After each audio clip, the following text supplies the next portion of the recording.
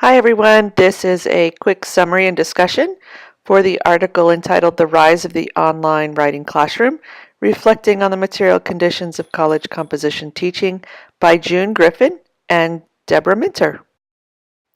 With the fast-moving and ever-changing digital landscape, as well as the increase in online learning, we must consider how we define and address the following: the link between literacy and literacy education, effective composition pedagogy to best address the changing needs of students, and then the teaching and learning materiality. They begin by addressing this exigence by thinking about the definition of digital literacies as it pertains to emergent technologies and how that definition will shift with emerging technologies such as social media, where originally thought of as being able to use the technology in order to digitally compose, now we have to think about it in a way of how social media plays into that particular definition.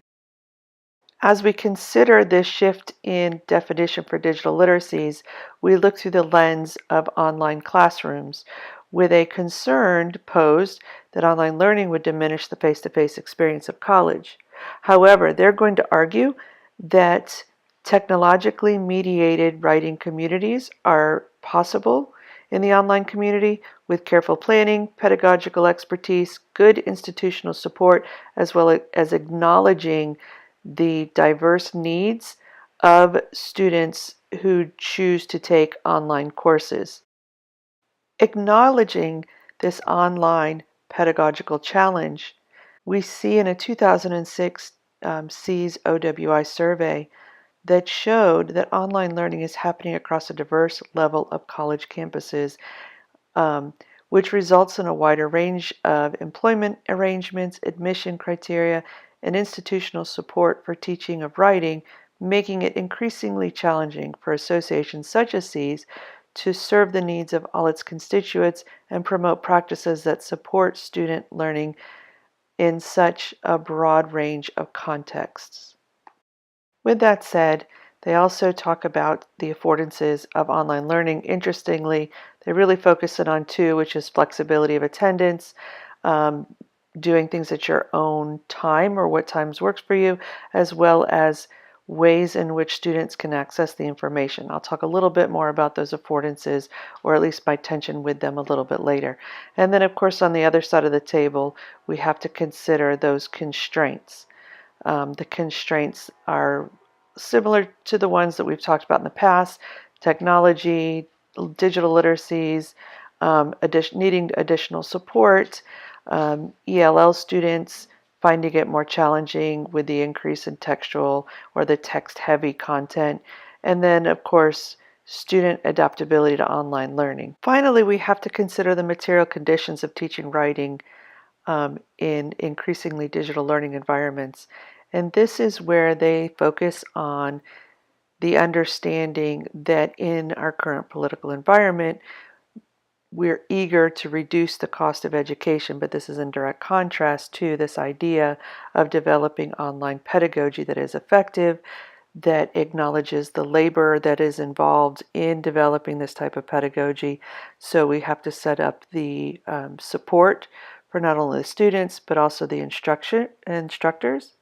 So structuring a literacy learning experience based on the unique strengths and goals of the particular students in the course, structuring occasions through which a group of students learn to work productively together on writing and responding to writing across the span of the course, making productive use of available technological and pedagogical tools to respond to writing, and then, of course, assess student learning. And all of those require support for both the student and the instructor.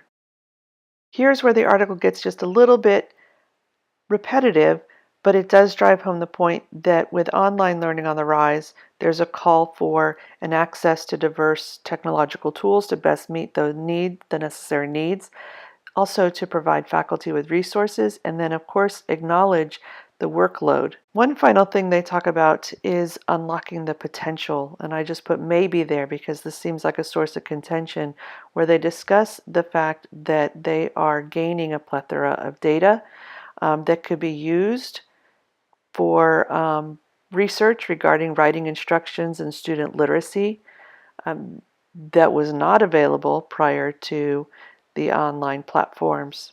So to wrap up, developments in technology have sparked changes in literacies, and these changes, combined with recent shifts in the organization of higher education, have important implications for the material conditions of teaching and learning. So in kind of standing back and thinking about this article, there were really two takeaway moments. Many great points were brought up. So many of the points that were brought up are ones that we've been discussing over the last few weeks, but two things came to the forefront. One, the author discusses the affordances of students, especially at-risk students, ability to complete courses without having the constraints of a brick and mortar. And I would argue that along with that needs to be a focus on the necessary non-cognitive skills needed for success in an online environment. Things such as intrinsic motivation, the grit, the resilience, the growth mindset in order to take on online learning. And then, of course, is the tension between institutions who want to have online course development but do not want to afford the resources necessary to effectively complete this. And this is considering and valuing the labor that's involved in online course development. Those are pretty much the two big ones that I would take away as far as this article, along with considering how we would navigate or shift our thinking with regards to digital literacies, and then how that plays a role in the development of our online pedagogy. So I try to do this non-scripted. We'll see how it goes. I look forward to your feedback.